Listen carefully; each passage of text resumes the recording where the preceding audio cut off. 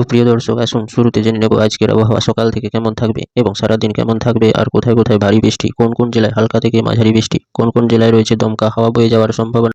উপগ্রহ চিত্রের মাধ্যমে আমরা দেখতে পাচ্ছি বঙ্গোপসাগরে এক নতুন করে ঘূর্ণাবর্ত সৃষ্টি হয়েছে এবং তা এই মুহূর্তে অবস্থান করছে দক্ষিণ ভারতে তামিলনাড়ু, কর্ণাটক এই উপকূলবর্তী জেলাগুলোতে আছড়ে পড়তে শুরু করেছে, শ্রীলঙ্কাতেও। এবং এই ঘূর্ণাবর্তটি ক্রমশ স্থলভাগের দিকে অগ্রসর হওয়ার ফলে এক নতুন দুর্যোগপূর্ণ আবহাওয়া সৃষ্টি হতে চলেছে। আবহাওয়া দপ্তর সূত্রে এমনটাই আশঙ্কা প্রকাশ হয়েছে এবং দক্ষিণ ভারতের বিভিন্ন জেলাগুলোতে দেখতে পাচ্ছি নতুন করে দুর্যোগপূর্ণ আবহাওয়া সৃষ্টি হয়েছে। তবে আজকে সারাদিন পশ্চিমবঙ্গ এবং বাংলাদেশের কোথায় কী রকম থাকতে চলেছে আবহাওয়া সূত্রে আমরা দেখতে পাচ্ছি, স্যাটেলাইটের মাধ্যমে আমরা দেখতে পাচ্ছি পিরোজপুর এবং চট্টগ্রাম, মহেশখালী, ঠাকুর, বরিশাল এবং খুলনা এইসব জেলাগুলোতে দেখতে পাচ্ছি উত্তরে শীতল বাতাস ক্রমশ প্রবেশ করছে, যার ফলে আগামী কয়েকদিনের মধ্যে আরও কনকনে ঝাঁকিয়ে ঠান্ডা পড়ার সম্ভাবনা রয়েছে।